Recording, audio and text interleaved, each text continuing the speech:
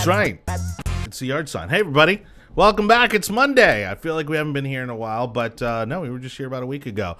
It's the yard sign, the most important and relevant podcast in politics. And I'm not just talking Florida politics tonight. Mostly national issues, big news. We've got a breaking story we're going to let Anibal talk about here to kick off the show. Also, we've got Chick-fil-A making some big news today. Colin Kaepernick, pulling stunts over the weekend. And, of course, the usual between the Democratic primary, the impeachment process happening right now. And then, of course, Tampa Bay's favorite topic, transportation. And we've got an expert with us in the house. My buddy Cesar Hernandez joining us today for today's edition of the Yard Sign. So let's go ahead and get started. Over there at the big table, again, a lot of good-looking gentlemen today. The usuals, Anibal Cabrera. How you doing, buddy? Doing good. Loving life. Oh, as always, I forget to turn up the mics, but here we go. Next to him. Did you get to say hi again? No. Do I get to say hi? Am I allowed to say hi? No, you're done. Hi, guys. Next to him, that gentleman is an Instagram superstar. His name's Jake Hoffman. How you doing, Jake? I get a different intro every week. I love it. Yeah. Well, you deserve it. It was an Instagram model for a while. When you're sexy, that's what happens. It's just showered upon you. I get a compliment every time we start the show. If you don't watch, I get Johnny gives me some compliments for the first 30 seconds. Then we move on. I'm a fan. What can I say? I'm a fan. And next to him, joining us for the first time, hopefully not the last time, if we don't scare him off today, this is Cesar Hernandez, good friend of ours, finally joining us on the show. You may have seen him in our comments section from time to time, but he is, I would say, one of Tampa Bay's most prominent transportation experts, and he's made a lot of big moves here in the area, and so he's going to talk to us about not only where we are currently and where we might be going, and obviously how many more tax dollars we're going to be wasting on transportation. That's exactly what I was going to say. All right, let's go to our breaking story. Unfortunately, it's a sad one, but Anibal, you have the story, and this broke, I guess, just within the last hour or so. What you got? So we're here very sad to actually report that David Straz, the Tampa Bay business philanthropist, has passed away at 77. The Straz Foundation said that the Straz passed away peacefully in his sleep during a recent fishing trip. Straz is one of the most recognizable figures in the Tampa Bay area. David A. Straz Jr. Center is the performing arts, which opened in the 80s and is the primary venue for the Tampa Bay area. His family's foundation has donated millions in contributions to the arts and other programs benefiting family and children, and they're asking for the media for their privacy as a family. So again, we all have ran into him, talked to him, been able to sometimes even work with him, and it's very sad to see him pass. Yeah, definitely another big impact on the Tampa community, right? I mean, Straz Center, all the philanthropy, probably a lot more anonymous donations that we don't know about. But yeah, it's sad to hear. Well, you went to University of Tampa, didn't you, Jake? No, I'm a USF. Oh, USF? Okay. So, but anyone who's been on the USF, sorry, not a good or bad thing. It was just, I was going to say, anybody who's been on the UT campus, I mean, his name is on a building or two there as well. Again, despite what your impression might have been of him after this mayoral race, which we can talk a little bit about the implications of that, the guy really left a mark on this community. I think he has been one of the key catalysts to putting Tampa on the map, not only nationally but internationally.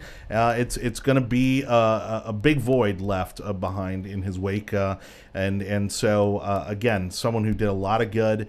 Again, we have a first-class performing arts center with his name on it, and again, he's somebody who has touched many generations of this community, and we're going to feel that for some time. We're incredibly lucky to have or have had someone like him. Of course, we now also have Jeff Binnick, and there's lots of names out there, but he was certainly at the top of that list, and the Tampa community is going to feel that. Cesar, did you ever get to work with him?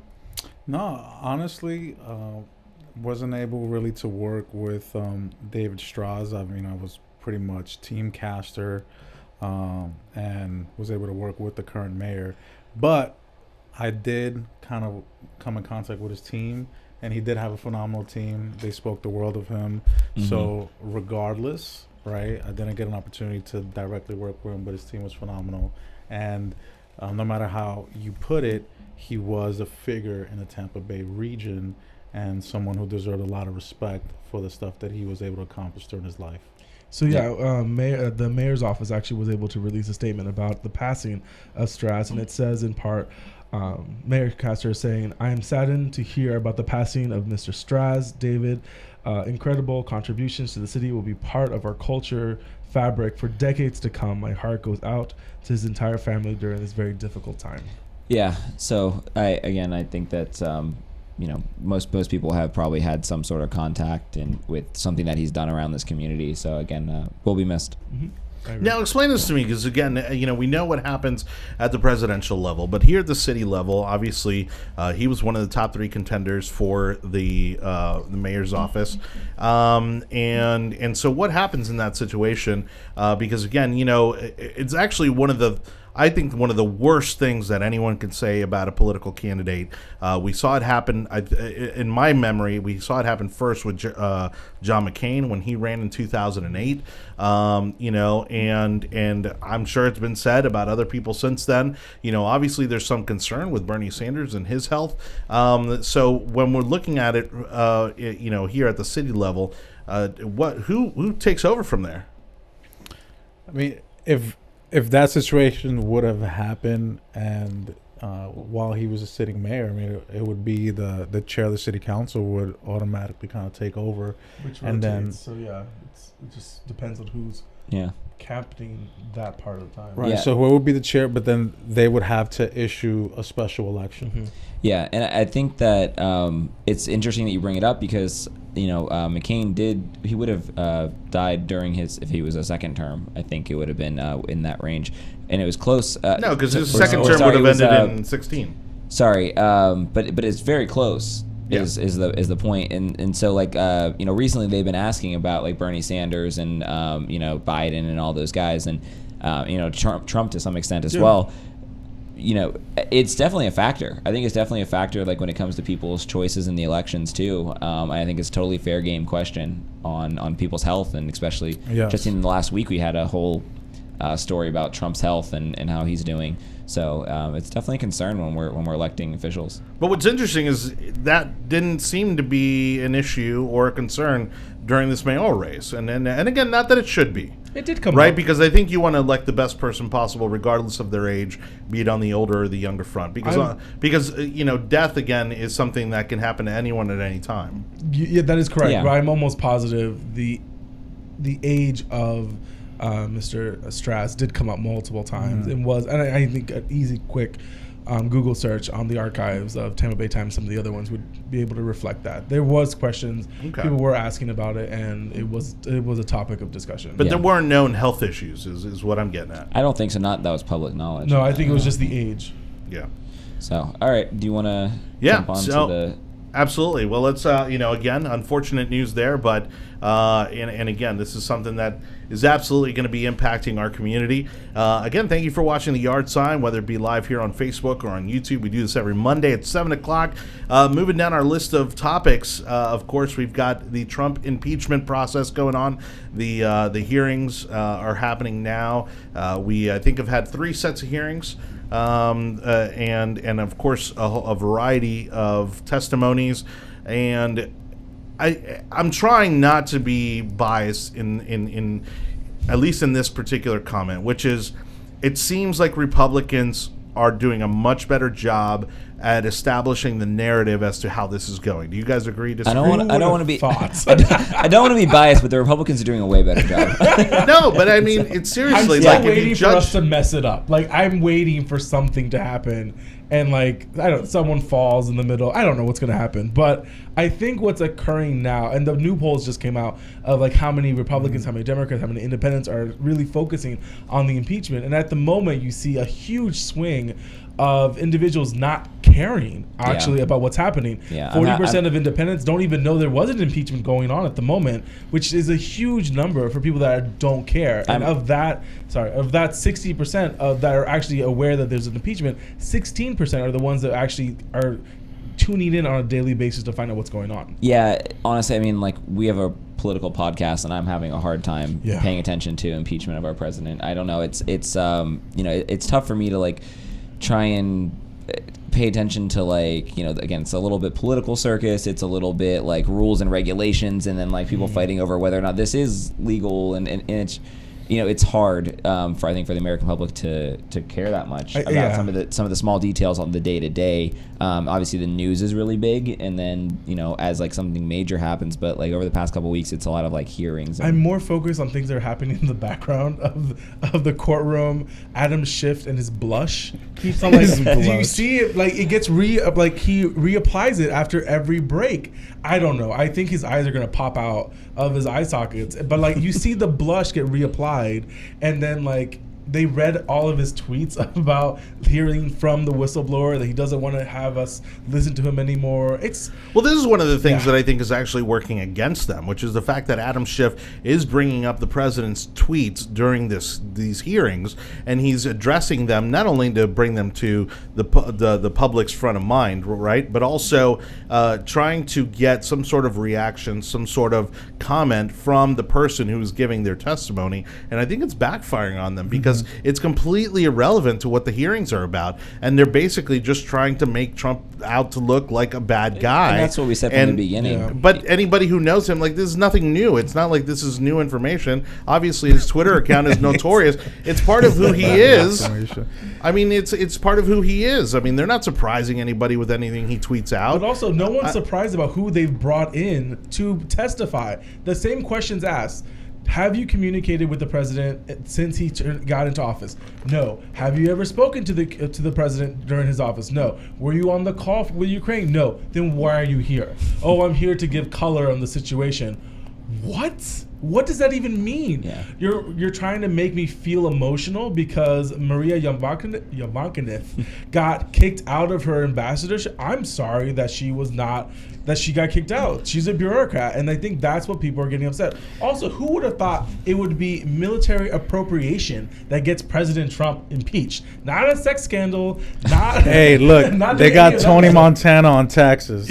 It's always the details, oh, my right? God. The reality of it is always the details. And not to cut you off, but the reality is, and one of the biggest issues is that, yes, you have those whistleblowers, but they're hesitant, right? Like, even if you look at the trials, like you said, they use these words called colored. Mm-hmm. If you did something wrong, just say it. Yeah. This is what he did wrong, and I feel uncomfortable. But this dancing around, right? And then the Republicans are able to capitalize on the dancing around, mm-hmm. right? And then what's ended up happening is now you have a quagmire of a situation, right? As opposed to, this is what I saw, this is what I felt uncomfortable, right? But the truth is as you know, Anibal was just trying to say, you bring in the former ambassador, and she basically just sounds like a disgruntled employee who's pissed off that she got fired. And then on top of that, they're bringing up the tweets about the president and the things that he's said about her, which are completely irrelevant to what these hearings are even about, other than the fact that you just proved that he could remove an ambassador at any given moment whenever he feels like it. So they're only just validating that he was doing what was within his rights. I just think that the whole thing's kind of tough because, right, like, I mean, like, the basis for all of this is something that we literally have the transcripts for, right? So, like, the day that the transcripts were released, it's kind of like, this is what happened. Here it is. It's right in front of you. Like, the American people can go and read it and they can interpret it as they want. But, we don't need to have calls about, like, what happened around this call because you could read the transcripts. And now we have 6 weeks. We're only in week 2. Yeah. We have 4 more weeks of this mess, and then there's going to be a vote, and depending on what that vote looks like, then you have 6 weeks in the Senate. And I'm telling you right now, they're going to do all 6 weeks in the Senate. Yeah. Because what happens? I'm going to try and enjoy my holiday. I know. Oh, I will too. I won't even listen to it because the only thing that's going to happen is they're going to run the clock out because every senator has to be in town for the impeachment trial, which means that takes out who? That takes out Bernie. That takes out Warren. That takes out Cory Booker, who no one cares about, and Buttigieg is mayor of a city that no one knows where that's at, and so that kills a lot of time. And so now you're thinking like, but yeah, we talked about this before. They're going to kill the clock. But we talked about this before. Like, there's just really not that much focus on the Democratic primary right now because of the fact that all this stuff's going on about impeachment, and it kind of takes the spotlight off of all these candidates who from sitting around here, we all think are pretty weak candidates.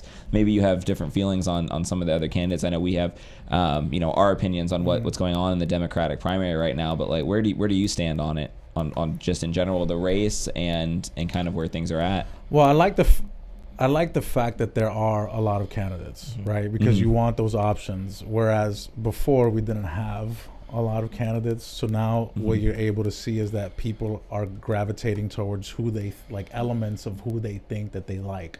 So this open process, I mean, this is what a democracy is all about. Yeah. So me personally, I love the fact that everybody's like, you know what, this time around, I'm gunning for it, right? And then what happens is you start seeing, I mean, although for whatever you may think, I mean, Pete Buttigieg, you know, coming up in front in Iowa, I mean, that is tremendous for him. I mean, he's the biggest challenge I have is that, you know, you're a mayor of a smaller city and it's not a strong mayor, right?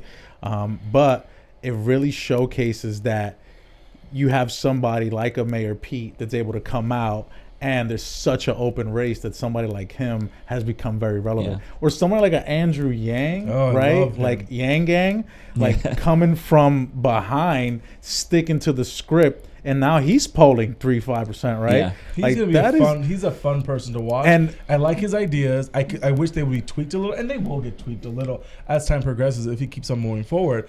But the problem with Buttigieg is that he has a really big problem with brown and black voters. He won't survive the Carolinas. He won't survive Big Tuesday.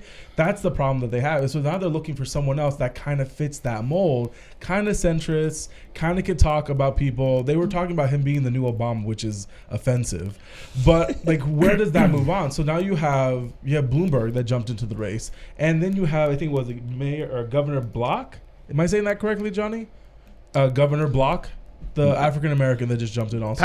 Deval Patrick, who worked at like Bain Capital, which is the worst possible company that you could work for if you want to run for president. Wow. And like, people keep on jumping into the race. So either people feel that they don't think that they, too weak. Other people don't think that it is a strong enough poll. I mean, Bloomberg doesn't. He doesn't. He thinks they're going to all lose. Well, that's what he said. You still got Tom Steyer like out there with his ads. But the thing is that the process is what transforms you, right? I mean, we saw that with Obama.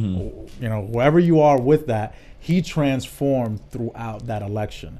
And those that become presidential material transform, right? Even if you saw, you know, Trump transformed throughout the election as well, right? I don't agree with him. I'm a Democrat. But this transformational process and to be able to galvanize is what makes the pick. Do you publicly come out and kind of talk about who you do support in this primary? Or you kind of still reserved on it? I'm undecided because I like elements of a lot, right? Like initially, like everybody on paper, I like Hickenlooper. Right, that was my guy, Colorado. That's because you're semi-reasonable, and and you didn't want to just jump out onto this, you know, some of these other crazy trains, or just me, because I'm big on. I want to see consistency, and I want to see scope of work. Right, what they were able to accomplish. Sure. And like somebody like a Hickenlooper. That's not what the Democratic primary is about. Well, the thing is that. Not like the way that we're looking at all the candidates it's tough because since our party is really we're fighting for the soul of what the Democratic Party is going to be for the next 50 years. And so that's what's happening and that's what's transpiring, right? So you have individuals that I love elements about but just wouldn't be successful right now. So like the reason why I like Hickenlooper is because he was a strong mayor. He was governor. He got policy done. He was in an executive position, right? He transformed that state. I like elements of people like Andrew Yang because of his eye on the future, right? Talking about UBI and cryptocurrency and the information of things, right? So these things that we should be talking about that not everybody is discussing is what helps me gravitate to that. Out of the top 3 or 4, like if you told me it was Pete, Warren, or Bernie, I would have to go with like a Warren. And the reason why is because of her experience legislating, right? And her academic cognizance on policy. You don't think that the lack of like authenticity there, consistency over her career? Well, that's why what I said is key, right? Mayor Pete, Bernie, or Warren, right? If those were where I would have to select I will go with a Warren. Who are we missing in that trifecta? Yeah, I think so. If you don't talk about Biden at all, do you think that? Do you think the number person in the first? Yeah. Do you think that red flag? Red flag. Well, the thing is, I like Joe Biden, but to me, if I'm honest, right, and remember, I'm like an undecided. Yeah. I'm leaning towards certain ones. You can't tell me that you'll be the candidate of change, but you've been in there for a while, right? So you're gonna have to prove that. How is it that you're the candidate of change, right? So although he's nice, right, he's cool, I like him. If it was right now, those are the three that are polling really strongly. Yeah, Biden's coming across, but I would probably have to go with a Warren on that. So do you think? I mean, to me, like if I was a Democrat and I was on that side, like what would concern me is this Ukraine thing, right? Too. Like, I mean, isn't there some element of what's for the same things that Democrats are mad at Trump about? Yeah, the like, same thing that you're looking at Trump at is kind of like almost the same thing that you're looking at Biden for. With the Ukrainian corruption, pretty much. And that's why I say we're fighting for the soul of what the Democratic Party will be. And if you guys lose, we have plenty of room over here in the Republican Party. We are a pretty big and we can shift you over. Maybe you come on the podcast a couple more times. We could talk about it. We'll keep on slipping over voter registration. I'm a progressive Democrat. The thing is, I'm from New York, right? So it's interesting being from New York, like almost like a New York Democrat here in Florida. Like we have a really difficult time in trying to like acclimate. And the reason is because New York is a capital society. Like we're all about big business. Like it's New York City. Now we're extreme. Like we're like uber progressive on social stuff. Like we don't care. Like you do whatever you want socially, right? But we are big on New York City. Like we're big on business and we want to support industry and businesses. The difference is there's so much wealth being generated in New York City that we're okay with distributing that wealth and getting taxed for transportation. Right, so that's a segue. Whereas in Florida, right, you don't see that distribution of wealth, and you don't see wealth being generated. So then I can see why there's this disparity. Is that not why everybody's moved here? Well, I honestly feel the reason why people are attracted to Florida is beyond that.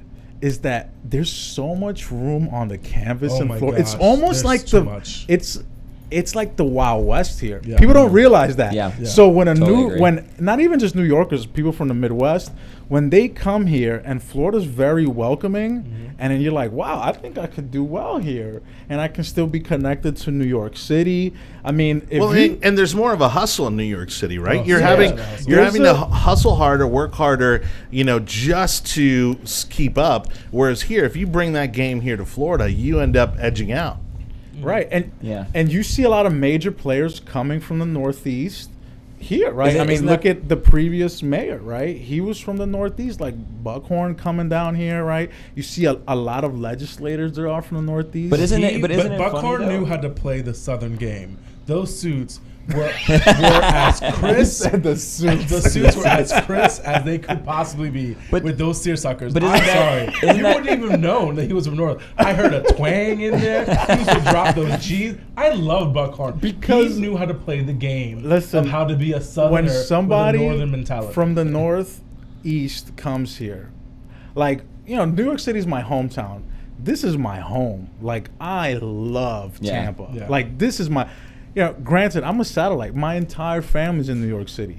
But when I go back to my hometown, it's different. But here, this is home base. Like, there's just something about Tampa that you just want to be here, grow here, right? And it's welcoming. Yeah. So, but isn't it funny kind of, though, that you talk about, like, people moving here and kind of taking some of the elements of what they're leaving, though, and to me, it always I look at it and I look at New York, I look at some of these other Midwestern cities that have been like under Democratic rule for a long time, and it's like there is such an open, business-friendly canvas here in Florida because of a lot of like poor policy that's taken place in a lot of these cities now. I just think it tends to skew Democratic in my opinion. So you look at cities like Baltimore or New York that have had this Democratic rule, it starts to make it unlivable at some point, and then you do flee to, you're fleeing to Austin, you're fleeing to Florida, you're fleeing to Phoenix, all of these places that have a little bit more relaxed business environment, whether the social issues that come along with it are one thing, but just your rules and regulations on governing the big cities. Yeah, I can see what you're saying, and I talk to a lot of former New Yorkers, Mm-hmm. right? And a lot of us want to come here and maybe go to school and then go back to New York. But there's something special that occurs here, Mm-hmm. right? I know people who have gone back to New York, right, and still been able to become successful and go back into that. But just the thing is that in New York, right, you have captains of industry who have sectors that are established. Yeah, oh yeah, definitely. Right? Complete sectors that are established. Yeah. Like, for you to get in, let's say that it's impossible, but for you to get Very in, difficult. it's very difficult, Sure. right? Like, you're talking about a city within a city within a city Yep. within a city, right? Like, New York City is made up of counties Mm-hmm. within a city, right? Just to give you an idea. But then when you come to places like Florida, and then you go back to those democratically controlled cities, Yeah. where Tampa's still a democratically controlled city, right? Yeah. But then when you come here, you're just seeing like, wow, I can play a role here, right? I can kind of help fashion what this is going to look like, Yeah. and I can be a part of this. Yeah. And that's what's attractive. Yeah, and when I was at USF, you were jumping in as president at USF too, as a student body president. So I think that you've done a good job at jumping in and kind of, like you said, like trying to make a difference, and you can, and you have the opportunities, and there's a lot you can do from that. Yeah, speaking of which, quick check in over at our comments section here at facebook.com/theyardsign. We've got a local celebrity who's watching the show. A great buddy of ours, Mike Griffin, giving a little... Trustee Griffin. Yeah, Trustee Griffin. What are we going to do about the football team, Mike? What's going on, man? USF has a football team? We're not talking about USF football. This is not what we are not going down that road. We cannot take that long. That's a whole nother topic. I don't have the emotional ability We to talk are about not USF paying for football their right stadium. now. They can bust themselves to the Raymond James No. Stadium. That's all I care about. We'll talk about the stadium on another show, because we do need one. Yeah, is Mosey still up, by the way? Is that still a thing? Is Mosey still a thing? I think Mosey's still a thing. Yeah, Mike, thanks for the love. Actually, sending some love out to Cesar. Likely the greatest student body president in USF history. Wow. Those are big words. Someone wants a job. And you know, and you know That's what? definitely Mike. You know what? Mike doesn't need a job. Mike has like 12 jobs. Okay, Mike needs to give us jobs. Okay. And actually, I did have comments before you came on. Yeah. They wanted to know about how much work did Spencer put in as vice president. did anybody put work in as vice president? No. Wow. Listen, Hey. I would not have gotten elected without Spencer. So Oh my All right. god. I mean, I don't know if you guys want to hear the story, but I ran against a ticket. Andrew Cohen. I don't know if you're familiar. Andrew Cohen and Matt Diaz. Mm-hmm. And Andrew, it was his spot. Like, he was going to be student body president. But he made a crucial mistake, and that is Spencer was going to be his VP. And he's like president of IFC. Like, Spencer was the man on campus. And Andrew, for some reason, decides I'm going to get another, like, my little brother in the fraternity to run as, like, my VP ticket. So I think he was overly zealous. Mm-hmm. Cut Spencer, and I was like, are you serious? Like, you're cutting Spencer Montgomery? So I see Spencer in the Marshall Center, and I was like, Spencer, they're gonna do you like that? Like, you're Spencer Montgomery. And he's like, yeah, I know. And I'm like, dude, let's run. And that's what. And and awesome. actually, best campaign I've ever seen, because they did this is how politically savvy you are already in your days at USF, is that there was a sidewalk chalk campaign promising all of the things that were going to get done. Like, Cesar was going to bring curling to USF. Cesar was going to bring all of these different things. It was like I think it was the same time That was as my single issue. Yeah, it was like Cesar was going to do all of these great things, and I was like, that guy, definitely voting for that guy. So so you know what you're doing. Yeah. As far your opinion is important. It was awesome, and that's like 2010, 2011. Yeah. And Oh I still, some of those same relationships I use today, Yeah. right, in my day-to-day job, and I carry them with me. You know, people like Mike Griffin that we still bump into each other and work together. So it was awesome. That's awesome. So we probably should move on from USF politics because I don't know if anybody else cares other than a couple of people in this room. On the list. Well, and that was a long road away from the actual topic, which was the Democratic primary. But real quick, Cesar, just to wrap it up, aside from your personal preferences, who do you think wins it out at the end of the day? Still too soon to say. Who do you think? Honestly, Who do you think takes the top of the ticket? I think that if Warren can stay clean, she'll probably take top of the ticket. That was my answer last week or 2 weeks ago, whatever it was. She comes across as a pragmatic progressive. But do you think she can win? That's really the key question here, because I don't think anybody but Biden, and maybe one of the people towards the bottom right now in the polling, I don't think Sanders or Warren can win this thing. I think Warren can win. I think it will be difficult, but the challenge that I'm seeing, and here's the lurking variable, is what's going on with the administration, and and the timing of it, right? So just look at what it did to the Hillary campaign, and that had its issues, as campaigns will, but the timing of the impeachment proceedings, and if they drag it out, if other things, just the muddying it, right?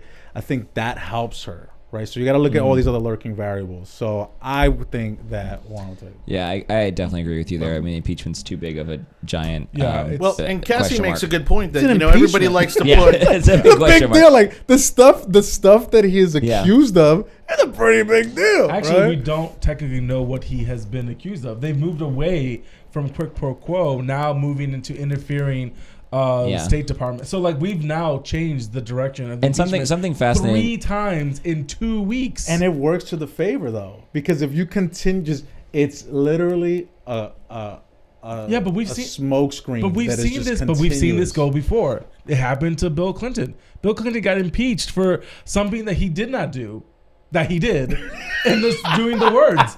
And then you expect him to get damaged in the election, because that was an election cycle also. He sweeps the country and he gets another 4 more years because they weren't able to fully impeach him. Again, you don't have control of the Senate. So even if they do find a way to impeach him in the House, he'll get acquitted in the Senate, and then he gets to run on the narrative that they've been coming after me this whole time. Yeah. Again, there's a clock. They've been talking about impeachment since the day he won in 2018. Well, it's that no, crazy. they really have those. 2016. It's been. I mean, this has been. They were talking about clock. Obama one-term president, and that he was going to mess up as well too. Honestly, regardless of party, you become the president of the United States. Difficult. You have a target on. Oh, yeah. It doesn't matter. It doesn't matter. Yeah. You're going to have a target. But it's so difficult to unseat a sitting president. Carter did it because of the war, and then Bush Senior got it because he did the no more taxes and he raised taxes. So like those are like blatant examples of what's happened in the last 40 years. But I don't see a path right now for the Democrats. Yeah, Again, if they can just get someone that, as long as they don't act crazy, they should be fine. They can get someone. They're acting crazy. And I don't know how. Either get in there and tell us to get rid of these crazy people in your party. Look, over there. like I said, the Democratic we'll open Party, a new chamber just for you. the Democratic we'll open a Party new part of the tent. is fighting for the soul of what that party will look like. Yeah. And you see that with junior congressmen that have come in and that are shaking stuff up with the established Democratic leadership. Yeah. The Democratic Party has 2 races right now. One for the soul and control of the party, and one is going to be the presidential race. Well, and they're going to intertwine. I hope that pragmatic, more moderate one wins out, because some of the things that you see on the far left over there are far scary. They're very far left. But the problem with the junior Democrats, Senator and House representatives, is that they've been taking pictures of themselves, and that stuff keeps on coming up every once in a while.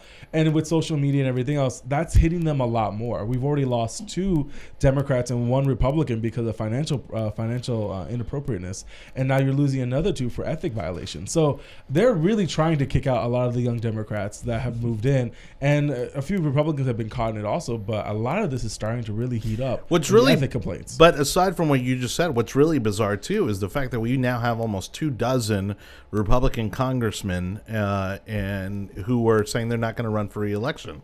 I mean, to me, there are huge gaps, that are only getting bigger on both sides, and that's going to be really interesting to see how that pans out. No, not only over this next election, but even 4 years from now. Yeah. So again, we've got a bunch of topics, a couple of, I wouldn't say they're lighter topics, but certainly they're not even less political. All right, let's just. I don't even know. You think I fumble transitions? I don't even know how to describe it. All I want to say. At all. Let's talk about Kaepernick. Yes. Speaking of fumbling transitions. Good job. Yeah, That was good. That I comes like out that, once Jake. in a while with Every you. once in a while. That was very clever of you. Transitions. Points. So, Colin Kaepernick, of course, had this tryout scheduled. He had it scheduled for sometime early last week, and then they negotiated to move it to Saturday. Long story short, there were some concessions that he asked for that the NFL wasn't willing to make, and the NFL asked him to sign a very basic standard waiver that they asked most free agent players to sign in the case of a tryout like this, and he was unwilling to sign the waiver.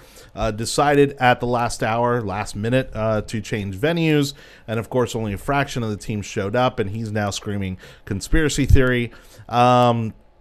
And to me, this just further proves that, like Stephen A. Smith said of ESPN, who I'm a huge fan of, Kaepernick doesn't want the job. He doesn't want to play football. He just likes being in the spotlight, and he's doing very well because of it. Am I wrong? I'm gonna soapbox for 1 minute here. Go. 1 minute. You got 1 minute. I know, seriously. I'm a huge fan of the NFL. I love the sport, and I know a lot of players. I work with a lot of players, and if you're cut from a team, you are willing to do absolutely anything and everything to get back onto a team. You will stand, like, people stand out of stadiums begging for tryouts. Please, somebody just watch me one time. And for everything that's going on, for him to take something like this and turn it into this big spectacle where, look, 25 teams were going to sit there and evaluate you and watch you and give you a legitimate shot. Like, if you think you were blackballed from the NFL, like, this is your shot. Like, nobody else gets 25 teams to line up for them 3 years after they, have already left, right? Like, there's so many quarterbacks that are washed up that, have not been in for 3 years that would love for 25 scouts to give them an opportunity to do that. And so, Tim Tebow. Sorry. Yeah. And you know what? And, like, honestly, like, I think about Tim Tebow because, like, I mean, let's be realistic here. Like, the NFL, like, blackballing is a real thing. It exists in the NFL. Like, if you're too much of a distraction, like, you're probably not worth putting on the team. Like, they weigh those options. But again, it's the NFL, it's their business, and if your employer is going to host an interview, you go to the interview. You don't tell them, well, no, I don't want to come to the office. Like, why don't you come to my house? Like, that's what he did essentially, like 3 hours before this interview. An hour and a half. Yeah, in an hour and a half. And so he's made this big spectacle. He wore a Kunta Kinte t-shirt. He, did it at a school away from there. He did, like, press and, all this other stuff. And then even his Jay-Z is upset with him. Oh. And it's like if Jay-Z, who is a sports agent, and a part of the Illuminati, is upset. He definitely is an Illuminati. He's Come on. Whoa.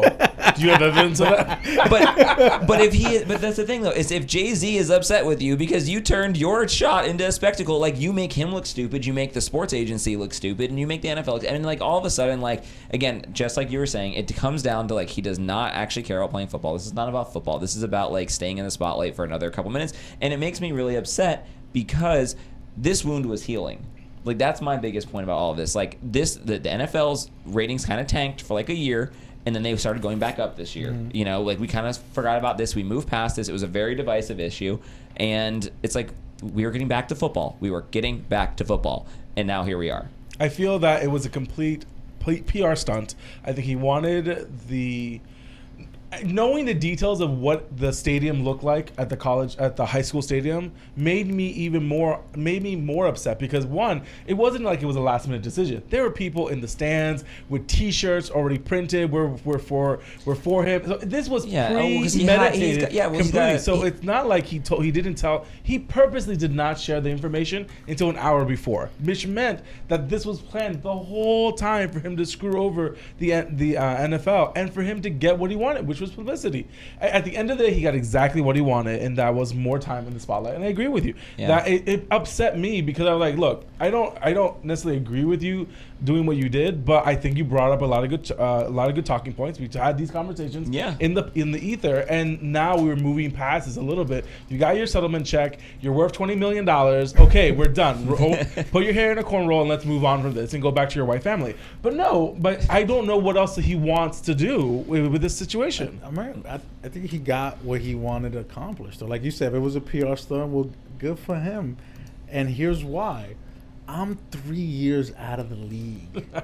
Right? I'm 3 years still making millions, by the way. All right. But look, I'm 3 years out the league. Somebody gonna pick me up with all the talent that comes in? Yeah. Probably not. And, just to play devil's advocate, they've been going back and forth with the league. It's been like this Cold War. Yeah. And so like he's sitting back and he's like, you know what? I'm gonna stick him one last time. Yeah. Yeah. And so kudos to you because he made a decision and he ran with it. So hey, whether we like it or not, he stuck to that decision. He did it. He stuck it to him. Come on, realistically, is Colin gonna become a number one starter if he would have went through?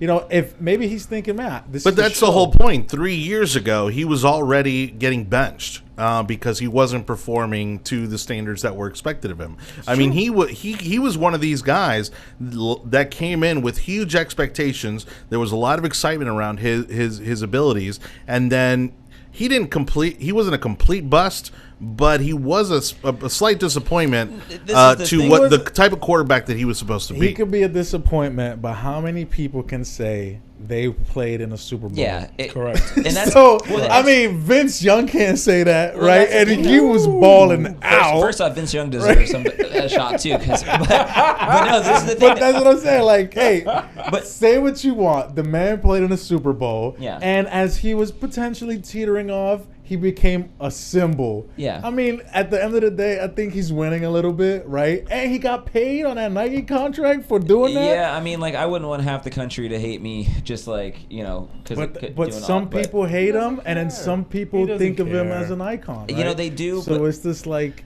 Okay, but Cesar, honestly, and again, especially from a PR professional's perspective, do you think his alleged stance on oppression and the reason that he started doing the protest in the first place is a legitimate one? You see, and that's something I can't answer, right? Because I don't know. But I can sit here as a Republican and say there's a legitimate issue, right? Yeah. In the country, there's nothing wrong. Right. I'm not saying. I wasn't saying the issue. Yes, I wasn't saying about the legitimacy. Did he sincerely do that because of the issue, or some people are saying because his girlfriend at the time or something I think put they're him still onto together. it? I think they're still together.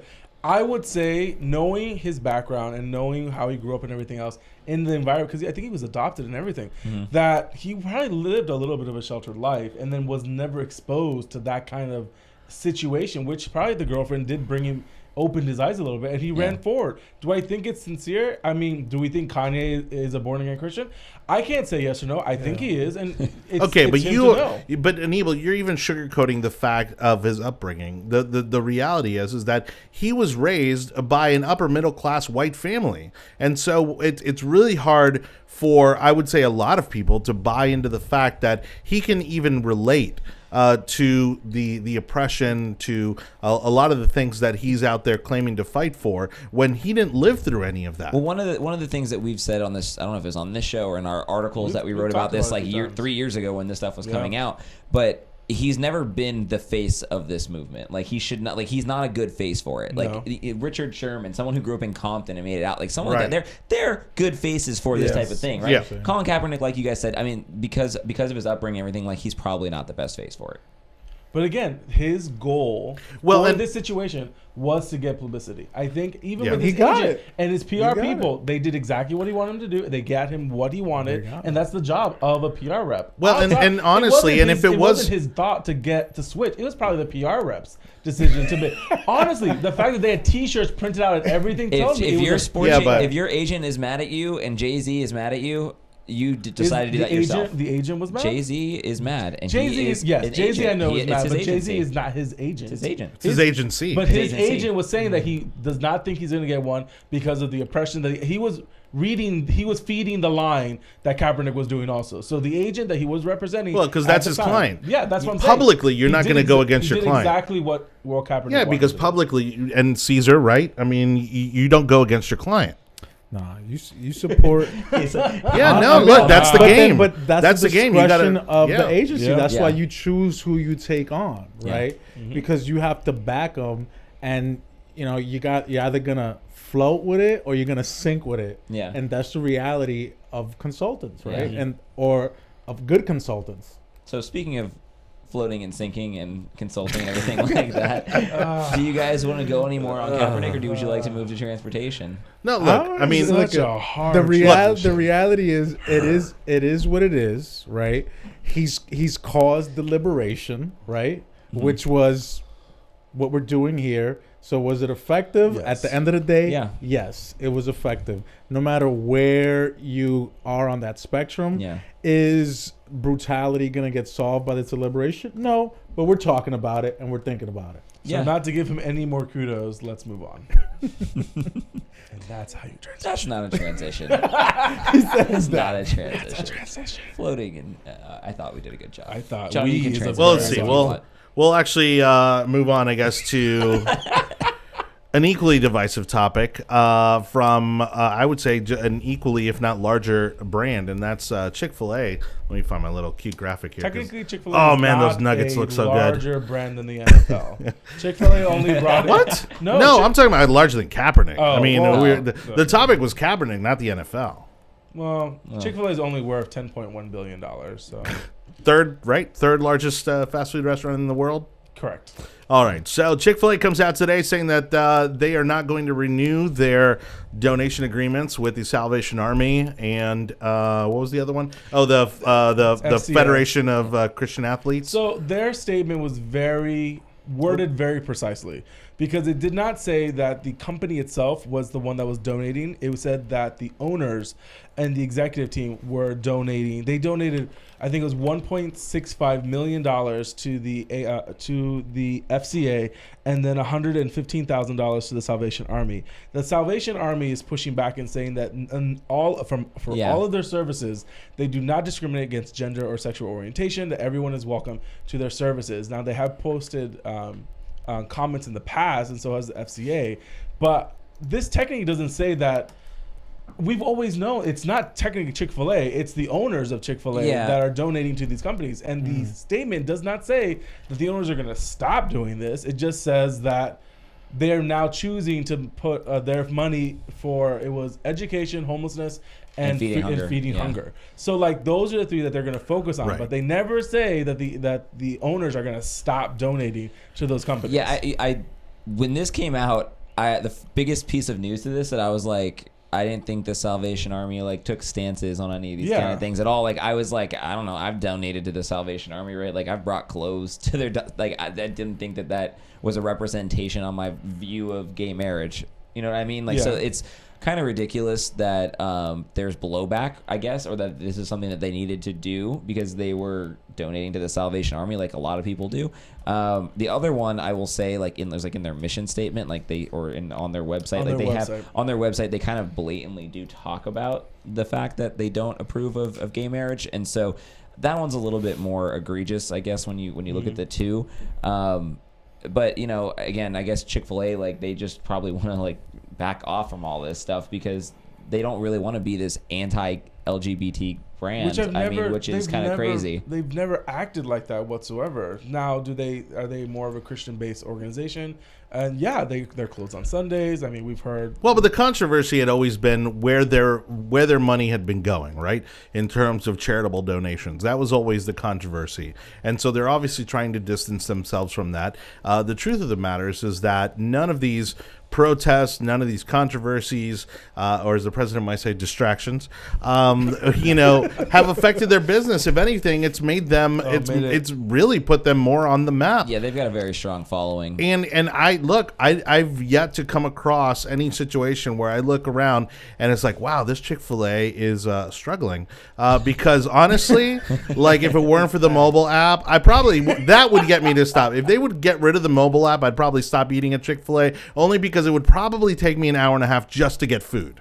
All right, the lines are always out the door. The drive-throughs are always around the building, and for a chicken sandwich, I mean, look, their food's delicious. Have you guys tried but obviously none of this stuff is affecting their bottom line. Me either. I haven't had the Popeyes one. I haven't had the Popeyes either. Like, look, I don't drive into those neighborhoods in Tampa. It feels like to me that like in 5 years we're gonna have one of those like, have you had Popeye sandwich from like 2019 to 2020? Well, you might have mesothelioma.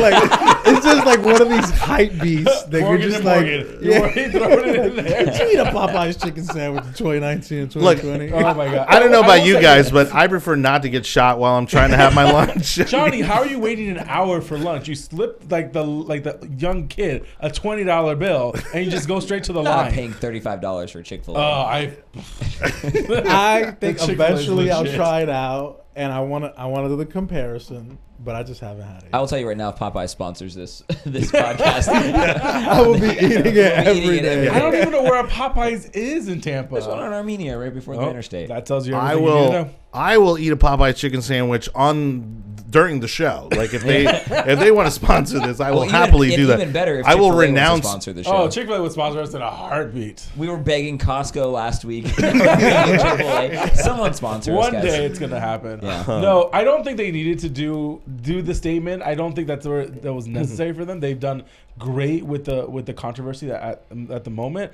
I can understand where they want to just put it past them and move on and not have an issue anymore, because there are starting to become like issues where like people are actually protesting. Even though I've seen like straight up Antifa people eating it at Chick-fil-A, and I'm like, are you sure you should be wearing that shirt here? I just think that like it's a natural progression, right? Like at the beginning stages of your business, you don't really care as much, right? Like you're like a couple of franchises, you're like, we stand for this, and then the bigger and bigger you get stockholders, and you get corporations, and you got all these other entities and it starts getting so complicated that you're like, why are we taking a political stance right now? Like let's just focus on business. But I think there's still a private entity. They are. Maybe they're looking at an IPO at some point. No, they're not going to do that. You never know. Soon. No, it's actually it makes it so much more difficult if you actually go that route. Exactly. With quarterly reporting and everything else. I would rather everyone just stay independent and small and not have to go over there. I will say they haven't had a problem, and they are moving into more liberal parts of the country, and I think that's where the pushback is starting to go, because they've been in the South for so long. And again, the simple fact, people get upset. Well, we saw what happened in London. Absolutely upset. Oh yeah. So what happened in London is that the owner of the shopping plaza is not going to renew the lease because of the controversy that was happening in there. And I know that's one of the first few countries that they've moved outside of the United States. So that might be fine. London doesn't get Chick-fil-A. I know. England has terrible food as it is. So I mean, we were doing them a favor, honestly, is what was going on there. Such not true. I mean, Piccadilly Square has really good food.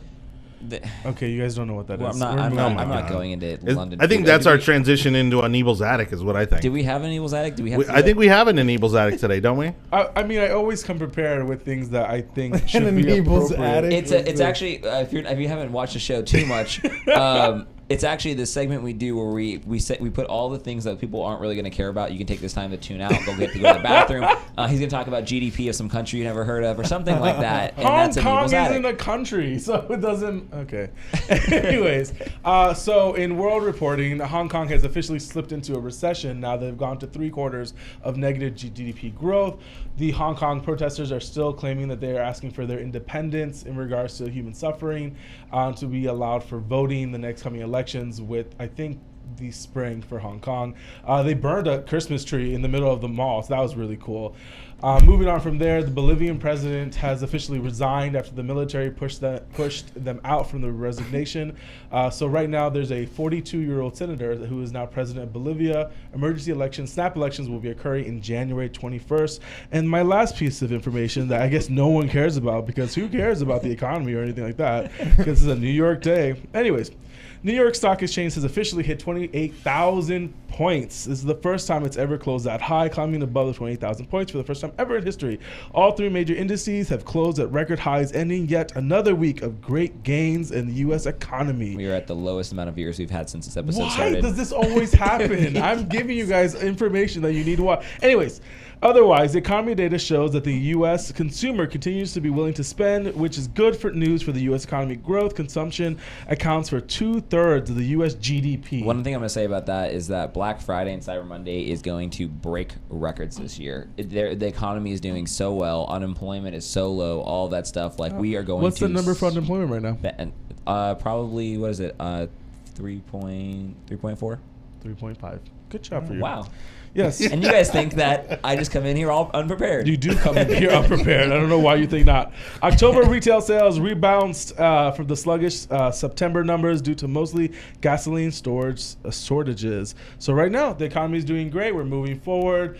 Don't you have a place now, an office in New York now? Yes, sir. So I think that's phenomenal. I really wanna give you kudos for that. It's in the new Hudson Yards. Yep. Which building? I don't know. It's in the Spaces building. It's right next to Amazon. Okay, that's so cool. It's in the Spaces building. That whole place has been phenomenal because they're building land out of nowhere. Yeah, which is $35 billion phenomenal. development. It's the in biggest, West Side the Highway. biggest one in history, in U.S. Cool. history Yep. for economics. And that's my corner. We actually just got And mind you, three more users back. You got 3 more users Now that back. I'm done, you That's guys can come back. hilarious. You guys went to the restroom. You guys got snacked. It's good to go. Yeah. I don't think it's a problem like talking up the No, U.S. no, economy but I just need and to things give you a little happening around grief. the world. This is the reason why people hate us, because we don't know what's happening. Right. Show views. All right, back to our very useful comments section, unlike that last segment. No, I'm kidding. Apparently, there's a Popeyes Chick-fil-A. on Hillsborough near Irwin Tech, in case anybody's wondering. Another reason I'm there's never another gonna go Popeyes there. And I think there's one like on Waters, like somewhere out there in like town and Somewhere country. out. Again, these are all Somewhere neighborhoods out I'm not there. driving through, so it's all right. All right.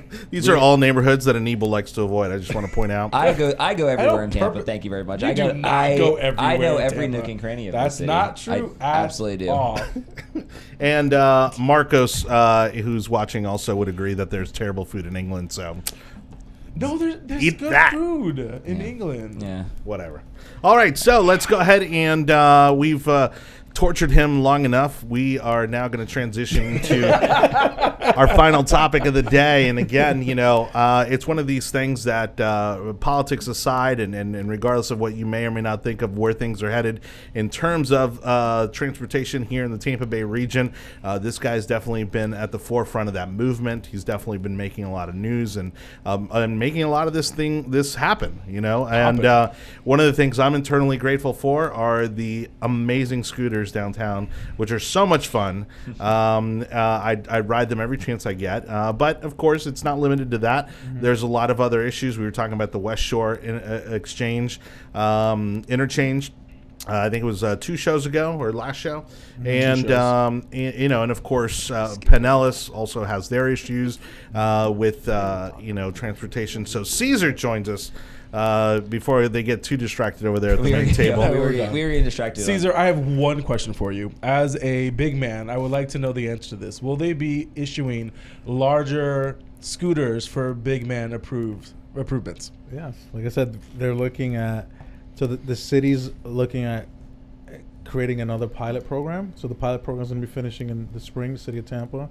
And they're looking for an operator that can do various micromobility options that can potentially be not just motos and mopeds, so larger vehicles, but also not just for larger people, but ADA people Yes. that are transportation disadvantaged that can potentially use that. Now, what we don't know is if the city's going to have multiple vendors for these different options, or if one vendor can come in and kind of service all these different micro. Yeah, because like full disclosure, I mean, you worked with one of the scooter companies to get full them here into disclosure, town. Bird is my client. Right. So I was gonna say, do you guys want to back up for a second, because we know what you're talking about, but like, do you want to kind of give a small background on Yes, like, what please. your company does and like who you represent, and then talk a little bit about transportation that you're involved with? Yeah, sure. So the name of my company is OmniPublic. Managing director, one of the founders of OmniPublic. We're a full suite strategy and public affairs firm that specializes in introducing new concepts and ideas into the marketplace, and we navigate media, government, and industry. Okay. Nice. Nice. Well, and so again, walk us through, I guess, because you were also involved with All for Transportation, were you not? Yes, I was a staunch supporter of AFT. Right, can't take credit for it because there were some awesome people that were behind it. Right. But I was one of the early supporters of the AFT movement, and its multiple iterations. Right. Yeah. So I think Anibal has a question about because he brings this up every time. It's a 1.5 cent tax. Where does the half cent go? Honestly, when I order my venti latte and it's $19.92 and they kick it up 2 cents because it's 1.5 cents, but I don't get a half cent back. So where does that other cent go? Well, that's what the Citizen Advisory Committee is for, but we don't know yet because things are kind of locked up in the Supreme Court as to whether or not the funds will be distributed.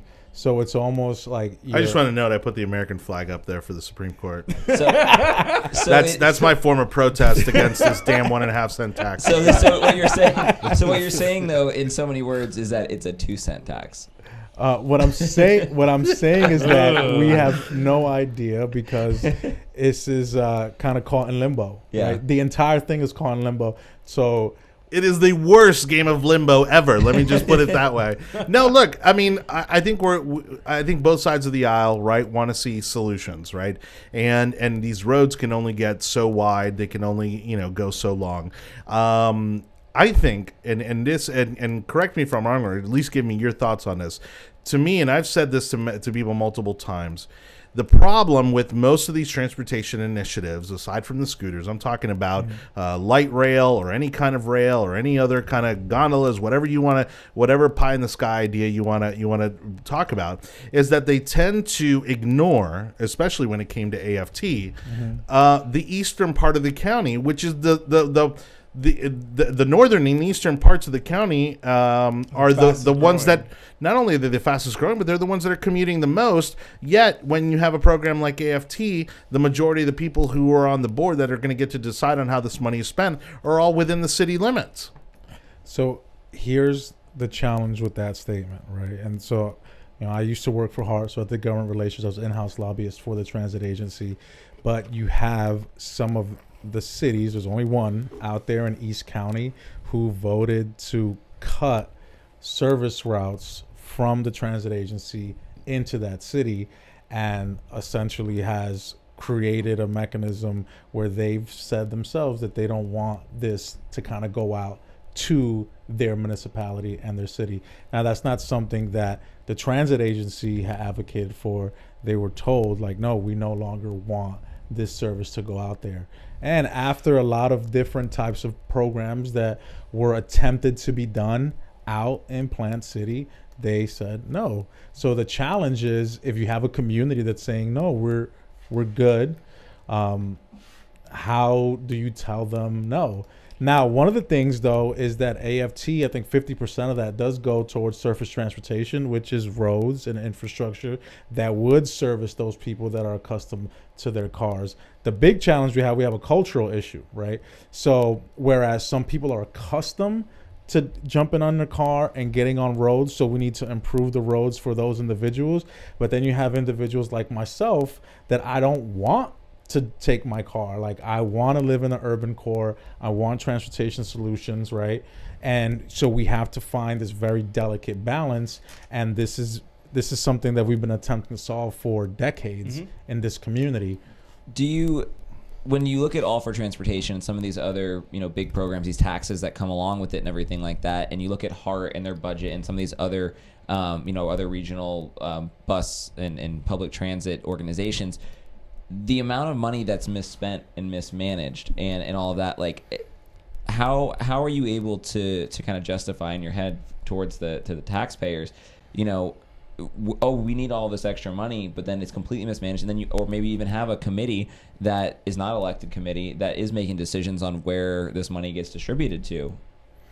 Right. So when you're talking about transportation policy, you're talking about 5 distinct variables at play. And the reason why I say variables is because it's almost like these are things that have influence over anything that happens in transportation, right? So, and I'm going to answer your specific question, right? Because how do you deal with mismanagement? So the first variable is the state of transportation dollars that we currently have in Hillsborough County, right? The state is that the national average spent per citizen in a county is around 145, 150, right? Now, the more robust, competitive regions spend around $170 per person on transportation, right? We're coming in at around $70, right? Granted, so that's just average spent. That's variable 1. Variable 2, right? The history of what our transit agency was supposed to do, right? So HART wasn't supposed to accommodate for the influx of 130 people a day that comes to Hillsborough County. They were built to accommodate, to be able to move people within a smaller urban core. And then as that population gradually increased, their mandate had to grow, but their funding hasn't grown, which leads to the third variable, right? Funding mechanism for transportation and growth. So what's been happening over the course of the past 3 decades is you've had over $90 million in studies. We have studies to study the studies. Yeah. That's $90 million, right? That could have been spent elsewhere on a potential project. Yeah. Right? And this obviously kind of pushes into your industry, but like, is that not just lobbyists like that own a company, a study and consulting company or something Actually, like that? those are engineering firms. Engineering so they're firms general engineering contractors that get those bids, and they get a lot of money to study studies. And that's what that's kind of, but again, so that's Right. my whole point. And so like from a taxpayer standpoint, like why, when we look at some of these taxes, like, and I understand, right? Like there's a need here. We need to fix transportation. But then when you come to the taxpayers and go, well, just give us money, like now we're going to use it to study studies. We're going to use it to mismanage funds. We're going to use it to, help our friend's company or something like that. Some all feel these that it was different things. illegally put on the ballot. I mean, Right. Yeah, I think there's that- always there's other a lot factors. of there's a lot of fear and not willing to trust what's already been established. So like I can remember 5 or 6 years ago we were just trashing on HART because they couldn't get their ish together. They could get Wi-Fi into the bus, but they couldn't get the routes corrected. Correct. And that took time to work itself out. So that leads me to the fourth variable I was talking about, right? And the fourth variable is how to fund. The challenge is that no community is the same across the country. So finding an amalgam of mechanisms that work, that can be a mixed bag of potential county dollars, potential referendum, and then what I think is the future of the industry, public-private partnerships, right? Yeah. So what you just said is, we got Wi-Fi on the buses, but that was a block grant that was specifically dedicated to the improvement of buses. Now that block grant, if you have the ability to spend to improve the buses, but it's specifically for that, are you going to say no, right? So the challenge is that now HART had to be aggressive in looking for federal funding that still came in the form of block grants, that still came in the form of what? Taxes. Mm-hmm. But now it's much more competitive to go after these block grants on a federal level and then go back to your state legislature and then also ask for monies. So HART became dependent on block grants, public-private partnerships, right? Because the millage rate wasn't covering expanding the service areas, right? So that was the fourth key, is like, where is the funding mechanisms and how do we find that?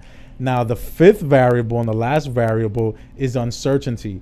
Where do we go from here? How do we balance those four variables? How do we create a product that works for our community, right? Produce the necessary mechanisms for funding, expand the transit agency, identify the proper corridors, identify the proper mobility options, and that's something that really like good people are trying to solve. Yeah. And nobody has, because we've never done this before as a community in the history of Tampa Bay. Yeah. We've right? talked about it, So- but we kind of have, and that's the red herring in all this is the trolleys that we have right now.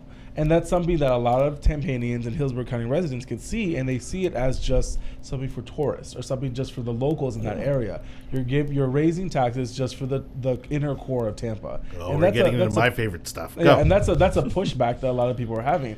I've been the advocate of some maybe picking the West Shore area, which is getting highly dense and highly mobile, to allow that to be some kind of testing ground that can go county-wide until the residents have a little more faith in the local government to allow something to work out. Because again, we look at the trolley, it doesn't work when it comes to moving. The only It's reason not why for commuting. it's not for commuting. The only reason why ridership is up is because you made it free. Yeah, you made and it that's free. the only reason why. And that's why it upsets a lot of us when people are saying, "Oh, well, ridership is up." Of course, it's up because it's free. Well, The and thing is, though, that yes, it is a novelty, right, in its current stance. But if it was improved upon, I agree. right, if you were able to modernize it, now you may have the implication of something special. And that's why I'm a big proponent of demonstration projects and pilot programs initially, seeing if this is something that the community is receptive to, like the scooters, right? You're looking at per scooter company, you have almost 20 to 30,000 rides a day. But you know what's per great about company, but you know what's great right? about the scooter companies is that we didn't have to go fund them. Is No. that they exist, right? Like all we had to do was just get out of the way and Yeah. let them work. You're not having And to then- buy the scooters. And so we have the opposite problem with them, right? We've got still too much government, too much people that are already established that don't want them to come in for whatever reason it may be. But like to me, like those are great solutions, right? We're allowing the free market to kind of take place, and we should probably advocate on standing back and letting those things happen. But then when you look at some of these massive projects, they're going to bleed money. And when I talk to representation people that represent a lot of these like different organizations like Heart or some of these other ones, I mean, there's just no desire for it to be a profitable entity at all. Like it's just like a public transit loses money, and that's it. And it's gonna lose money, and it's always gonna lose money, and we just should always do that. But And there that's are solutions okay. out there. But that's okay if it loses money, if it does what it's supposed to do. But the mass transit in Hillsborough County is supposed to do one thing. It's not supposed to move me around, not really supposed to move you around, or even Johnny, or even you, Cesar. It's supposed to move people that are in the lower income brackets, a cheap way for them to move from their homes to their place of work. And that's what it was meant to do. And I think they're failing on that now as it is. How on earth are you going to justify it just from Seminole Heights taking an hour to get into downtown Tampa? That is atrocious, and that's why it would never be more advantageous for me just to take my car than to take a bus. And that's the problem. Well, see, and that's the thing. You were talking about the trolley portion, and honestly, I would have much rather have seen trolley tracks, all right, going up and down some of the main corridors in the city than to see these stupid bike lanes that nobody uses, all right? And now the fact is that, again, somebody like myself who actually likes using the scooters, I can't use the bike lanes either because the way that the current pilot program, and I get that it's a pilot program, is currently set up means that I have to stay on the sidewalk, which, again, doesn't make any sense when I'm going 15, 20 miles an hour on a space that's shared with pedestrians. And so that it's just, I think looking back, obviously the tearing out of the trolley was probably one of the biggest mistakes that's happened in the city. Absolutely. Historically. But also, going back to the trolley and these gimmicks, okay, is that the city and the county are trying to pass off this ferry from downtown Tampa to downtown St. Pete as some sort of a transportation option when it's not. It's another tourism gimmick, all right? It's too expensive, and you can't take any kind of vehicle with you if you do need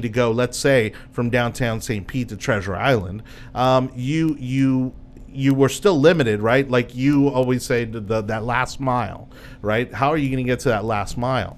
And the fact is that it's not cost effective, nor is it just reasonable as an actual transportation solution. But yet tax dollars are being put towards this tourist attraction, basically, that is only good for Lightning and Rays games. And so if the goal is to reduce congestion and to allow for traffic patterns to increase, even because we know 100 people are coming to the city of Tampa or to the region every single day, or is it every week? When it comes every to day, every day, it's a county. Then we need to figure out how to reduce congestion. Adding more buses will not do that.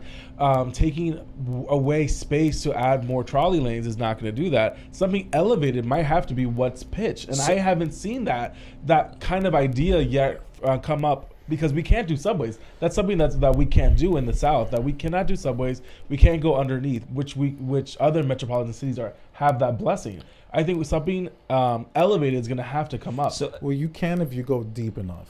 If you go deep enough, you can. But that's going to be so expensive. Yeah, exactly. Like it doesn't necessarily mean you have to, but you can, and that's why I'm excited about T-BARTA's new modes of transportation kind of feasibility study, where they're going to be looking at advanced modalities, which can include aerial vehicles, urban gondolas, hyperloop transportation, some components of rail. And so I'm excited to see that. Like, how would that kind of interact? So that's one of the things I wanted to get into with you, because again, we can talk about kind of like mismanagement of bus funding and all that kind of stuff for a long time. But like, what excites me about like the future of transportation is all those things you just talked about, right? Like things like hyperloop, they're supposed to be net positive, are they not? Right? So why are we not spending more time advocating for technologies that are going to be feasible as a business versus some of these ones that have been tried for hundreds of years and they failed? But Hyperloop is not a local thing. Hyperloop is Tampa to Miami, Tampa to Orlando. But things along those lines. We need to get people from Carrollwood to downtown Tampa, Carrollwood to the airport. I understand so that. So Hyperloop, full disclosure, Hyperloop TT is my client. Right? So they do have urban Hyperloops, right? Okay. The challenge is when you propose a technology that can potentially be 1/8 the cost of rail, right? And you have a lot of rail companies that have a lot of influence in states and in regions. You have to, it's a delicate process as to how you craft a partnership when you're introducing something like this. I mean, remember when the cars were being introduced, there was a really hard carriage lobby. That's where the word speed demon comes in, because they're going to say, how are you going to jump into that speed demon? You're going to kill somebody, right? Same thing that's happening 100 years later. You have all these advanced modalities and transportation options that have the potential to advance us, but then you have very, very strong organizations that are not archaic, but institutionalized transportation options. I think it's safe to say archaic. I think you hit it right on the nail. I mean, the reason, and I had to do the research on this, what really killed the trolleys was buses. In the 1930s, there was almost 11,000 miles of trolley lines. But as soon as you put the line in, you couldn't move it anywhere else. And what came during that time? Buses were cheaper to be able to operate. Buses and cars. And cars. But trolleys were also were independent and not government. Now, GM did buy a lot of them, but I have to agree. I would feel much more comfortable putting tax dollars into something that will be revolutionary instead of putting into technology that we've already seen in the turn of the century last year. If you told me that all for transportation, all that money that's piling up with our 2 cents is going to go towards Hyperloop technology or aerial, something that but is that's what that revolutionary. Citizen Advisory Committee, that's what it's built for, is to look at these, like all types of modalities. The challenge that committee is going to have is they have immediate needs while thinking about the future, right? So mid-tier areas and regions like Tampa, we're in an advantageous position because we're so far behind that we're ahead. For example, that now we can implement at a much more faster rate than, say, a New York City that the MTA is ingrained and they're invested in trains. But isn't that such a better reason for us not to invest in something like a train or a subway or buses when, again, look at the position all these other cities are in now because they've spent so long investing in technologies. I agree. I'm for flexible modalities. That's why the next round of studies is important. I know we've studied studies, but because now we actually have monies to put into the study, right? So I'm for flexibility, right? The lowest cost. And I think that because of the advanced technologies, we can create government that actually makes money. So I'm actually for looking at business streams that government can adhere to, because then what happens with the extra capital is now government can put that back into improving the city, right? So one of the things that I used to do at Heart was sponsorships for some of our modalities, right? Where we brought in revenues on specific programs. And I think that's the future of governance, period, is to actually create revenues for that government agency. And I think that's a great way of looking at it. And, you know, that's why, like, I think as, you know, from our side of the aisle as Republicans, we tend to just be anti-tax and you know, it tends to be in this city, anti-transportation and transportation investment and stuff like that. But there are smart ways of doing this. And there are, like you said, private-public partnerships, you know, that makes sense. And I don't feel like we talk about it enough. That's part of why I love having a podcast where we can sit around and talk about this kind of stuff, because you're not getting it covered. I don't see this kind of stuff covered in the newspapers or a lot of, like, even in the conversation you see out around the town. So, I mean, I think that you're totally on to something when it comes to a lot of what you're doing and what you're advocating for. Yeah, because most of it's just us policy wonks that look at transportation policy. Like right now, Hart has out RFP that I'm excited about, that I'm tracking, and they're looking at circulator projects for West Tampa, North Tampa, and West Shore. And now you're going to have a bunch of companies bidding into seeing if they can do some kind of electric fleet that would run in a circulator fashion, or some kind of mobility as a service product. Yeah, right? See, like, that's one of the things that to me seems like a no-brainer. You know, it's you get an automated vehicle that basically just runs up and down Kennedy all day long, just up and down Kennedy all day long. Because to me, that would, even something like that would be useful, you know? So I guess my question is that it makes sense to all of us in this room, right? And you kind of touched on a little bit, like, what's stopping this stuff? Is it too much influence from your rail companies and some of these other big, you know, established organizations? Like, what is it that's stopping this innovation from taking place? I mean, it's a mixed bag of things, right? When you have these disruptive technologies, you have existing incumbents that they wouldn't want to see these things kind of happen.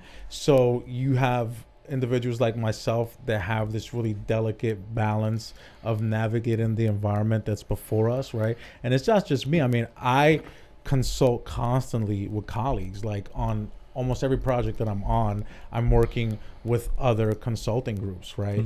Where I'm leaning to their expertise, right? So I can't say that it's just me, and we're able to kind of figure out how to kind of navigate this and produce this for the region. So that's what I'm excited about, is solving things that nobody's been able to solve before, because these problems haven't existed before. Right? So it's a mixed bag. I can't say, oh, this is the issue. It's just every case is different, right? When you look at Hyperloop being 1/8 the cost of potential rail, right? That is a disruptive technology, right? When you look at the potential for aerial vehicles, that's a potential disruptive technology, because now people aren't going to be taking Uber, right? People are going to be jumping on an aerial vehicle, right? When you look at autonomous vehicles, right? Or what I think is the future of autonomous vehicles is fixed route autonomous vehicle systems, where they would be in an autonomous fixed route fashion, and it's on demand, right? And you said, because now you're taking away from people driving, right? People getting in their cars. So what I see happening is you have incumbents in these specific arenas slowly pivoting to the disruptive technologies. And once they pivot, then everybody will have the buy-in. So every single car manufacturer is building what? An electric vehicle and autonomous software, because they know that that's the future. And you've done the research already, that you know that it's not 30, 40 years in the future. We are moving very quickly where every car is going to be coming off the line will have that technology embedded into it, where it's going to be, and that's why I'm really happy that we didn't invest 10 years ago the billions of dollars for some kind of mass transit in the city, and now we're at a point where we all recognize it's necessary to do something. But there's no need for us to look backwards. We should be looking forward. And if we need to be talking to our state legislators that we have some kind of pull with to be able to release those purse strings, then let us know what we need to do to be able to move this forward. One of my question was going to be is that, so Allport Transportation is going to have this giant pot of money. I'm gonna assume that it's going to eventually pass through, and that's going to come, we're going to spend it on something. If you could spend all of that money on a single thing, or maybe a couple things as like multiple projects, like what would you most want to see all of that money get put to with all of the research that you've done on all these different types of technologies? Our corridors, right? Uptown to downtown, right? Downtown to Midtown area, so West Tampa, and then connected to West Shore, right? Those corridors, right, they impact so many people because they're moving resources, right? Yes. You have Hillsborough, right? So having East Tampa have a connection to pour into the West Shore area. Those corridors, if you connect those corridors, you would see our city grow at an accelerated rate. So, but see, that's where I disagree. Give me a second, Jake. Just because what kind of mode of transportation are you talking about by connecting them? Well, that's where I don't know yet, right? Because what I want to see is the proof as to what modality should be utilized, and I don't know what it is yet. Okay. So I want to see a dedicated study to what this corridor would be. If I see a rapid transit bus on that list of things, look, I'm going to stand up at that hearing. I'm a futurist. I'm going to freak out. If it was, you're going to add more buses onto the roads that are already congested on things that don't even pull into the bus lane. Oh. Woo! I got heated when it did not pull into the bus lane. I purposely just pulled up, and I'm like, it didn't go in the bus lane. I'm like, are you kidding me? You're still stopping in the middle of the road. Oh. Yeah. Lost my salvation. I lost my salvation that day. That's what happened to me. Right, some kind of advanced modality, see what would work. But to be honest, we have to also be able to expand whatever current system we have. Johnny, you had something to say? Yeah, Johnny, I didn't want to cut you off, but I wanted to. I knew that you don't want to see the. No, look. I mean, I realized that he didn't have the specific answer because there are so many options out there, and it really depends what geographically where are you trying to reach, and that's going to determine the solution. But my point being is that, and I've always said this, and this is where I think a lot of the transportation advocates get this wrong. They want to service the city. They want to service the areas that are closest, right, to the center of, let's say, business. So let's say it's downtown or West Shore or these areas. Those people don't have the problem. Those people aren't the ones that are having the 45-minute, hour-and-a-half commute. The other day, it took me 90 minutes to get from here, which is in the West Shore area, all the way out to Riverview.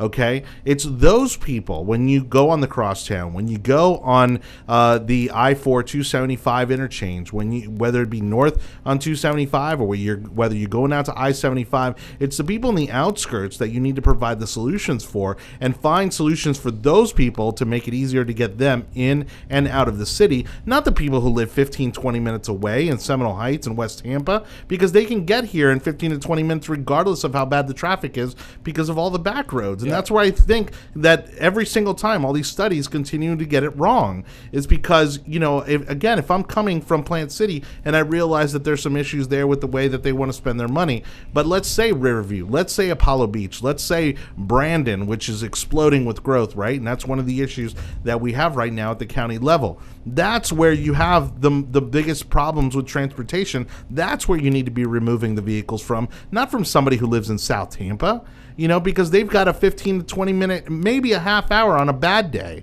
That, is their commute. And it's a beautiful commute too. Correct. I mean, because this is going to be the problem. You implement something, or the system implements something that just affects the city of Tampa, and you'll see how quickly that 2%, that 2 cents tax gets voted out. Well, that's why it's being challenged right now that's what's going to happen. Because You're again, right. the I biggest see problem, I want funding for these. I want us to move forward, but I feel like it needs to be encompassing of Hillsborough County. So this first tranche of money that will be released should go as much as possible with influence that you have, should go into the county and into the city of Tampa, and these should be showcases of what's happening. Because the moment the suburbs get pissed off and what's going to happen, there will be a referendum immediately in 2022 of pulling that funding out of it immediately. Doesn't matter how nice it is in the city of Tampa. And It's that's gonna why pull it immediately. anytime there's a transportation issue on the ballot, anybody who's east of Ybor, all right, gets pissed off because they realize that it's going to be 20 to 30 years before it even makes it out that far.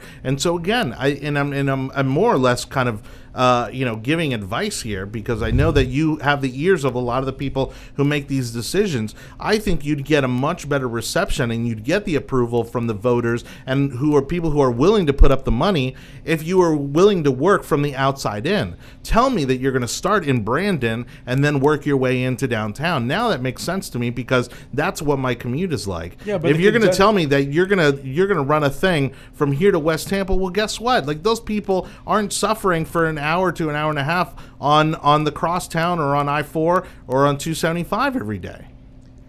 Right. So the way that the question, right, when you said what's the immediate thing? Yeah. So I'm going off of data, right? Because what they say, men lie, women lie, numbers don't. So all I have right now is data for current transportation usage, right? Yes. Do I want to connect the rural areas? Absolutely. We have to do that. But what is going to be a product for them? And I don't know what it is yet. I can talk about what we attempted to do, right? We had a hyperlink program where it was ride share just for Brandon, right? Where you can take a $1 trip and it'll take you to the Brandon City Center and it'll go straight into downtown. It would take you about 40 minutes to get downtown, right? During peak hours, it'll still take you 40 minutes. We had weeks where nobody used it. Yeah, but Right. that's because it's still ground-based. Correct. You're correct. still riding a vehicle that is subject to the traffic conditions. And so what I'm saying is that if you're going to invest in light rail like they did in Miami or any other type of solution that is above ground, or even underground if that's a possibility, you have to start on the outside and work your way in. Because the biggest mistake that Miami made when they did the Metro Rail was not only bilking the money for other projects, but was the fact that they didn't even run it out to Hialeah out in the western part of the county until 20 to 25 years after the project started. Right, then They have a whole nother, Johnny, we can't get into Miami. We'll be another but hour that's and a where half. we're headed, though. But that's the thing. That's where we're headed. Hopefully we're not. Tampa we're Bay, not headed in that direction But- because I do agree that we do need to connect the rural areas. What is the proper product, though? I can't sit here and tell you what I know. but you're calling it a rural area, and you go out to Brandon. There's nothing rural about Brandon anymore. Yeah. Like there are tons of people living out there. I wanna go- I'm talking about down into more of South County or East County, right? When I say that, so yeah, I would love to see a product like that. What would be the right product, though? I don't know yet. Yeah, and I guess like Would people jump on some kind of light rail from South County up into downtown?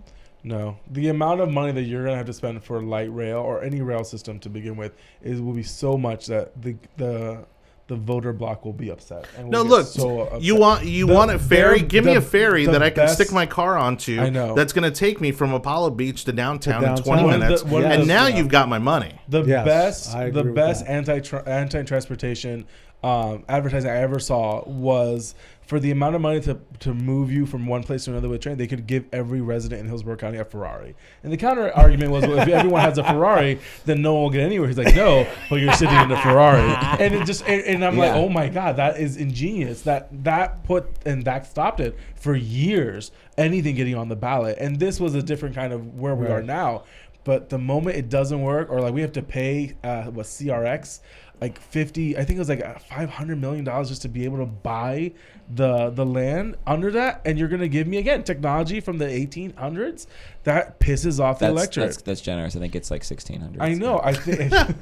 Genuinely. No, look, but in all fairness, this weekend I had the opportunity to go to Disney, and I rode the new Skyliners, right, which are gondolas. Yeah, that's just the Disney stamp they put on it.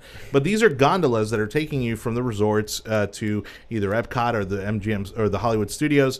And they are amazing. Like I would absolutely use that to get to, let's say, Clearwater Beach or to get to downtown St. Pete. Because it's something that's moving a lot of people in a short amount of time. It's taking cars off the road, and even from a tourist perspective, right? To put that spin on it, it's beautiful. Like the views, which is obviously a big part of the reason why we live here. It really shows off, the surrounding areas. But you hit it on the mark. Shout out to T-Barta. They have a potential study going on that's looking at gondolas. But Johnny hits it on the nose. You have to remove vehicles from the road. Yeah. If you're not removing vehicles from the road, then you're not doing anything to help congestion, and that's going to piss people off.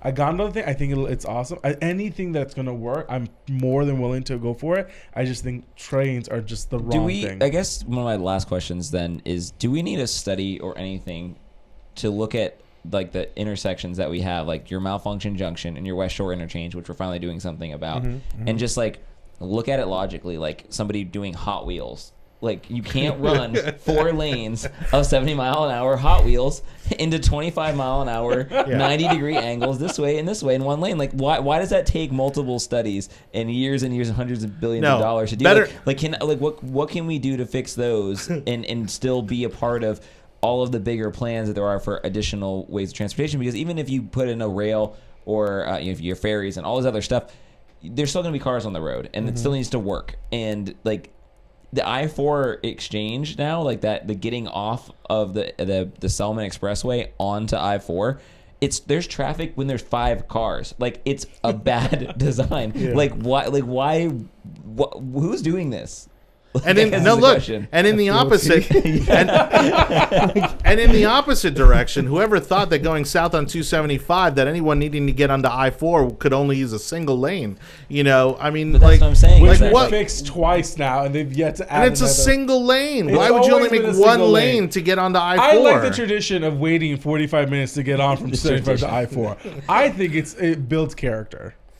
No, I mean it's a product of the growth of the area. I mean, initially that wasn't an issue, right? And if we build more lanes, then we're gonna think, all right, well, we're good for a little bit, and then eventually we might get to 8 lanes. This isn't LA. This is not LA. It's just gonna bring more congestion. So it's a pivotal moment in time where we gotta get it right, because we can redefine what the next 50 years look like for our region. But do you not think that some of that money should still be spent on redoing some of these interchanges? Oh yeah, absolutely. Yeah. I mean, and some of this AFT dollars is going to go to improving infrastructure and what we call surface transportation, which is roads, right? Okay. So it is a mixed bag. It's not just urban transportation. FDOT is spending $600 million on projects for the next 3 years.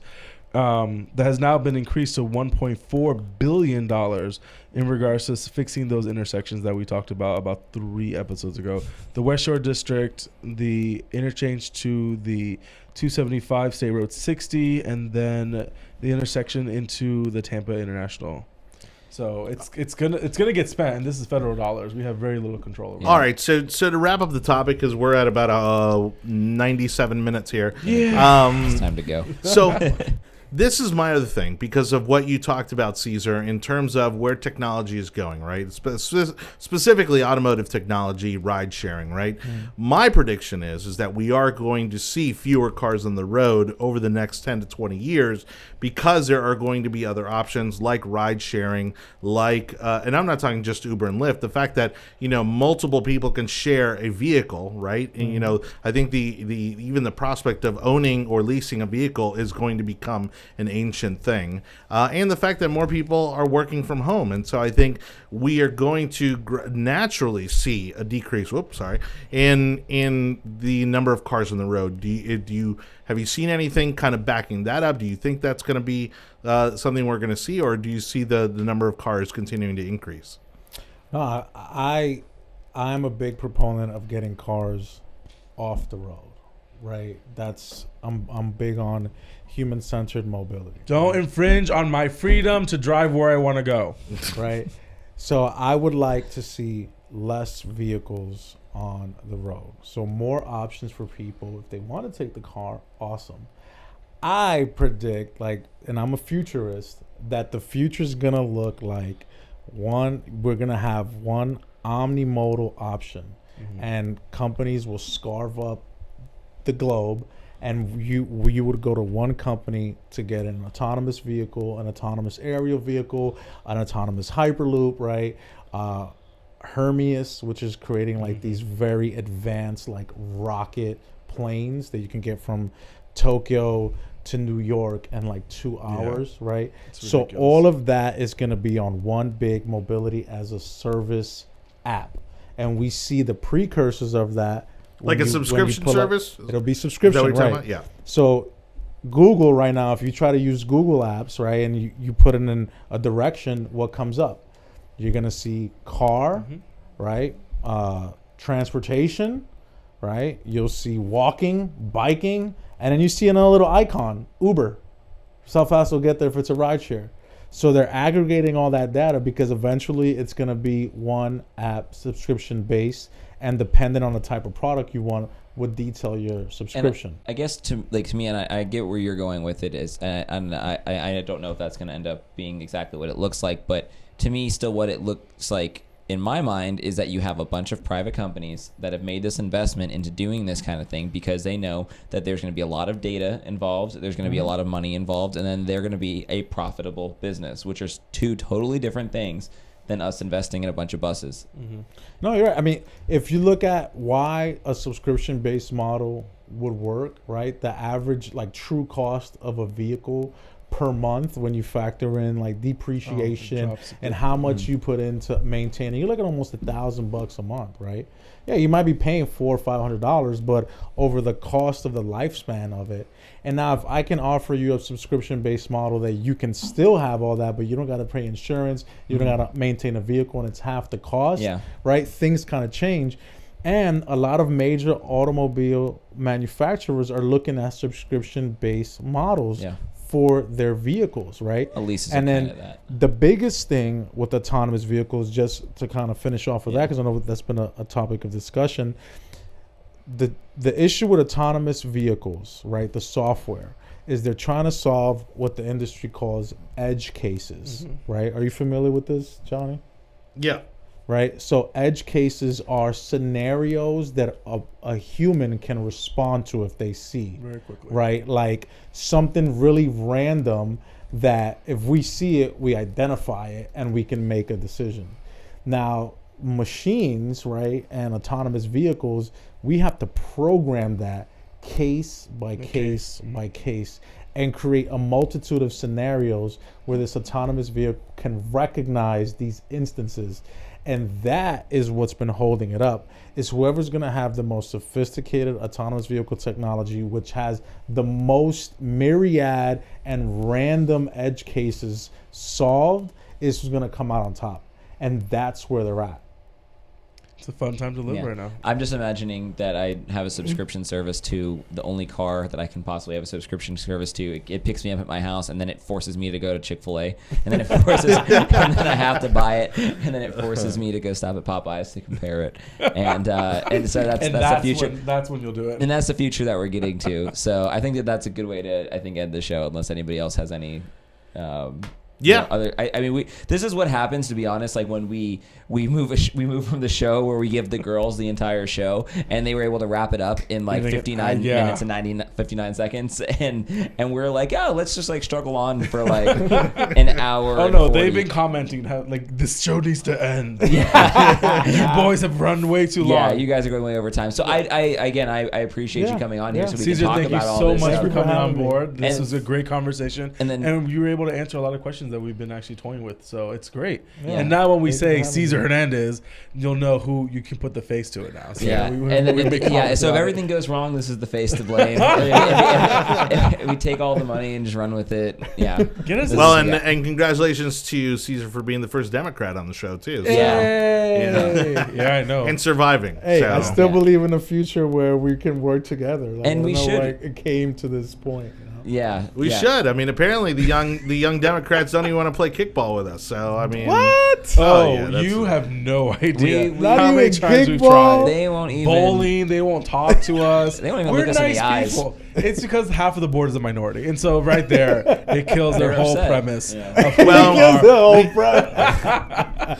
we initially proposed paintball, but given the Second Amendment and all, they Triggered all were around. they were. a Hey, little I'll play intimidated. some paintball. Like, I'll go out on the paintball field. I don't mind. Yeah. Well, my final announcement for tonight, though, is that we do have a Tampa Young Republicans meeting. It's a private event on Wednesday.